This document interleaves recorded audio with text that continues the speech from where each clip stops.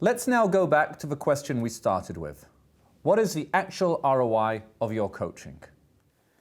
Managers in the contact center can now see the impact the coaching has on each KPI.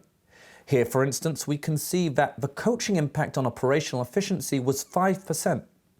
What this means is that for the first time, managers can quantify the value coaching is delivering to their business. In addition, managers can measure the effectiveness of coaching across their teams and see the behaviors that were coached to and how effective coaching is per team. But there's another important benefit here. By standardizing the coaching effectiveness and turning it into a KPI with a goal of its own, you're creating a benchmark which is standardized across teams. Because as soon as you can measure coaching effectiveness, you can start to improve it.